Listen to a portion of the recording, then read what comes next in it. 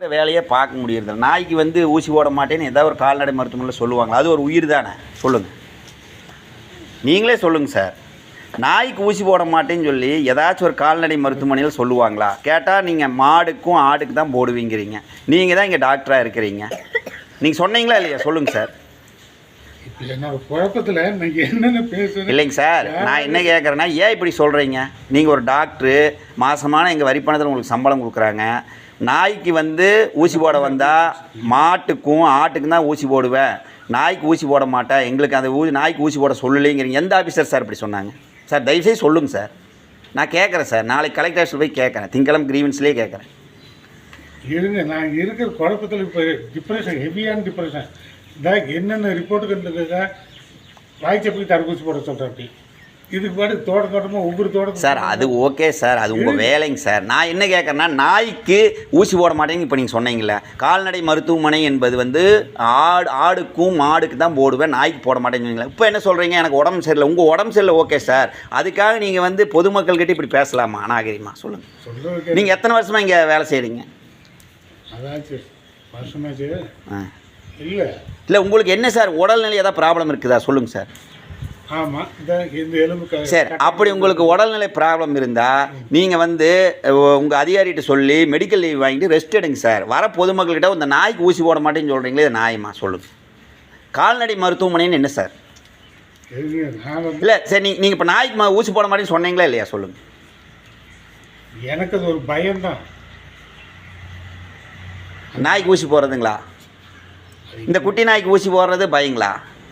குட்டி நாய்க்கு இல்லை, ஒரு இது 2-3 கேஸ் வந்தது சார். நான் அதெல்லாம் கேட்கல சார். இந்த நாய்க்கு ஏன் சார் போட மாட்டேனீங்க? இன்னொரு கேஸ் பாருங்க. சரிங்க சார். வந்தது அந்த அம்மாவையும் கிடச்சிருக்குது, பையனையும் கிடச்சிருச்சு. அவங்க சித்தப்பாவை வந்து பல்லு மட்டும் நெகை மட்டும் கீறிடுச்சு.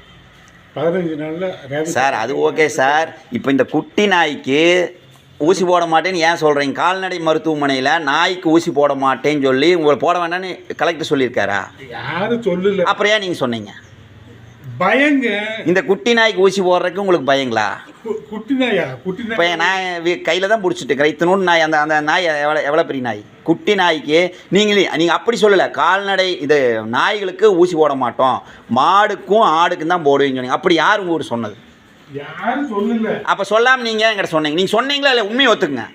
சொன்னேன். ஏன் அப்படி நாய்க்கு ஊசி போட மாட்டேன்னு சொன்னீங்களா இல்லையா? ஆமாம், அது எனக்கு பயங்க, மனசளவில் பயம். எத்தனை வருஷமா நீங்கள் இந்த ஊசி போட்டுக்கிறீங்க நாய்களுக்கெல்லாம்? ஐயோ, இது வரைக்கும் போட்ட போதெல்லாம் தெரியல.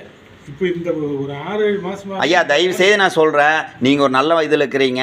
இதெல்லாம் இங்கே கிராம பகுதி, இங்கே இருக்கவங்களாம் உங்களை நம்பி தான் இருக்கிறாங்க. உங்களுக்கு உடல்நிலை சரியில்லைன்னா தயவு செய்து நீங்கள் வந்து லீவ் வாங்கிக்கிங்க. லீவ் வாங்கிட்டு மெடிக்கல் லிஸ்ட்டில் இருங்க. நீங்கள் உங்களுடைய டிப்ரெஷனை கொண்டு வந்து வர பொதுமக்கள்கிட்ட மரியாதையெல்லாம் பேசுறது, நாய்க்கு ஊசி போட மாட்டேன், நாளைக்கு வா நீங்கள் சார். இப்போ அப்படி தான் நீங்கள் பேசுகிறீங்க. காலையில் 8 மணிக்கு வாங்க, வந்தீங்கன்னா ஒருவேளை ஃப்ராக்சர் சார். அதை நான் உங்கள்கிட்ட கேட்கல. நீங்கள் தான் டாக்டர். இத்தனை நாளாக நீங்கள் எல்லா வியாதிக்கு நீங்கள் தான் ஊசி போட்டுருந்தீங்க. இன்றைக்கி மட்டும் அவரை பாருங்கிறீங்க. அவருக்கு நீங்களே சொல்கிறீங்க அவர் வெளியே டியூட்டிக்கு போயிட்டார். அப்போ நீங்கள் இங்கே இருக்கீங்க சார். நீங்கள் இங்கே இந்த ஹாஸ்பிட்டலுக்கு 2 டாக்டருங்களா? இல்லை இல்லை, இந்த ஹாஸ்பிட்டலுக்கு எத்தனை டாக்டரு சார்? நீங்கள் சார் அவருக்கு இல்லை, இப்போ நீங்கள் ரிட்டையர்ட் ஆகலை, டியூட்டியில் தான் இருக்கிறீங்க. சரி.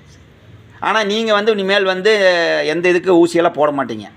போடுவேன். அப்போ நீங்கள் இதுக்கு ஊசி போடாமல் ஏன்கிட்ட வந்து வாக்குவாதம் பண்ணுறீங்க? எனக்கு அது நீங்கள் காமிக்கிறீங்க, அதை எடுத்து பிடிக்கிற போது அதனோட வலிக்கு வந்து இழுத்துருச்சு. ஏங்க இத்தனோடு குட்டி நாய் நான் கொண்டு வந்திருக்கிறேன், கையில் பிடிச்சிருக்கிறேன், ஏன் இப்படி பண்ணீங்க சார்? தயவு செய்து நான் சொல்கிறேன், உங்களுக்கு உடல்நிலை சரியில்லைன்னா மெடிக்கல் லீவ் வாங்கிட்டு போங்க. இப்படி இப்போ பொதுமக்கள்கிட்ட பேசாதீங்க, தயவு செய்து பேசாதீங்க. இது தப்பான ஒரு முதாரணமாயிரும் சார். நான் சொல்லிட்டேன். எல்லா நாள் இருக்கிறது